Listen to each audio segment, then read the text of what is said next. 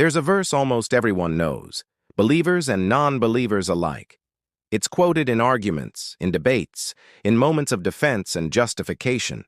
The verse is simple, familiar, and yet deeply misunderstood. Do not judge, or you too will be judged. Matthew 7:1. At first glance, it sounds like a universal rule. Never judge anyone for anything. But what if that's not what Jesus meant?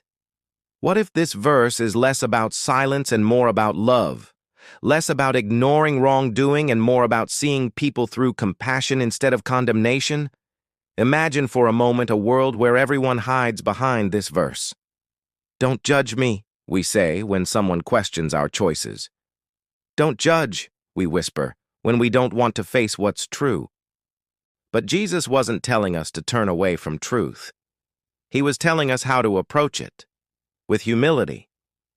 The problem isn't that we see the faults in others. It's that we forget our own. The real message behind Matthew 7:1 is not to stop seeing wrong, but to stop pretending we're above it. In the next verse, Jesus says, "Why do you look at the speck in your brother's eye and ignore the plank in your own?" That's where the truth begins to unfold. He's not forbidding discernment. He's warning against hypocrisy. He's reminding us that judgment without mercy destroys, but judgment through love restores. He's teaching us to check our own hearts before we ever try to fix someone else's. Think about how easily we label people today. On social media, in our families, in our communities. One post, one mistake, one rumor, and suddenly, a person's worth is defined forever. We forget their story. We forget their pain. We forget that maybe they're not evil, just lost. Maybe they don't need our judgment. Maybe they need our understanding. That's what Jesus was really saying. Before you judge, remember that you too are broken. There's an image that fits perfectly here. A man holding a mirror while pointing at another. That's us most of the time.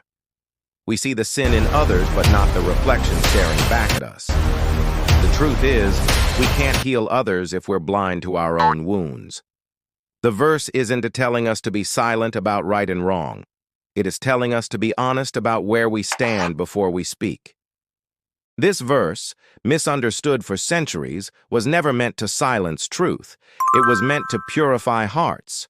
The world doesn't need fewer voices. It needs kinder ones. Jesus didn't say, "Do not correct." He said, "Do not condemn." There's a difference. Correction aims to lift someone up. Condemnation aims to crush them. One is rooted in love, the other in pride. When Jesus spoke these words, he wasn't talking to a crowd of sinners. He was talking to religious leaders who thought they were better than everyone else.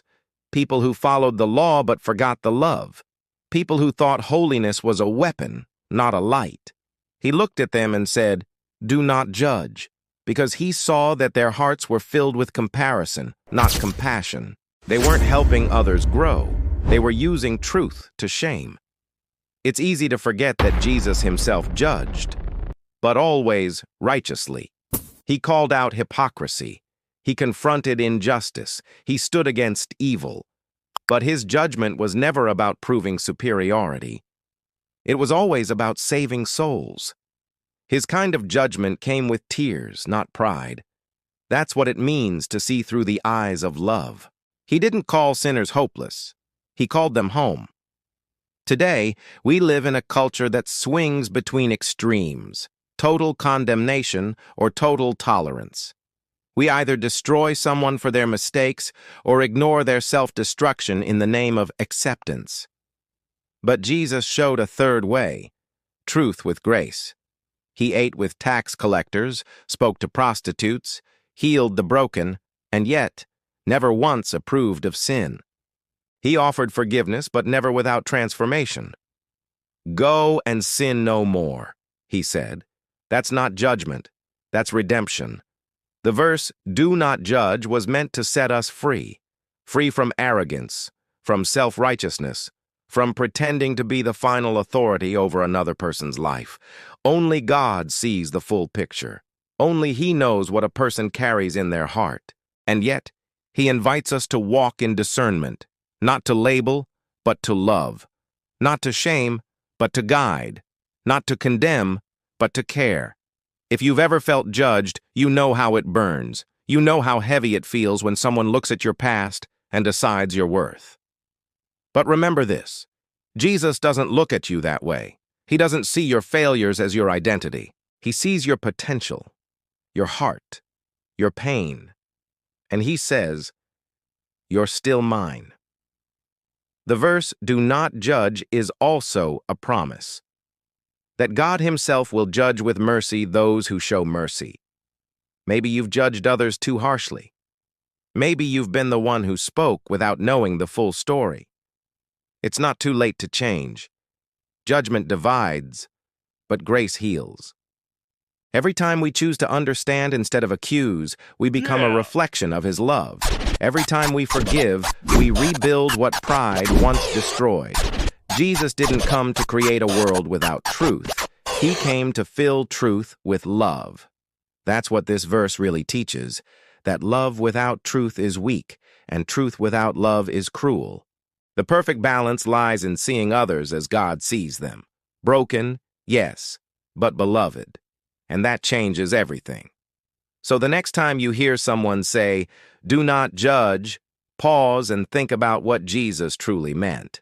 He wasn't silencing truth. He was softening hearts. He wasn't saying, "Look away." He was saying, "Look deeper." Beyond the mistake. Beyond the mask. Beyond the moment. Because only when we see others through grace can we ever begin to help them rise. In the end, this verse is not a shield against accountability. It's a mirror reflecting compassion. The kind that sees the world's mess and still chooses mercy. The kind that reminds us we're all in need of forgiveness. The kind that builds bridges instead of walls. And maybe that's the heart of the gospel itself. Not rules, not judgment, but grace. The unearned, undeserved, unstoppable love that sees us at our worst and still calls us worthy. That's the verse we all need to understand again.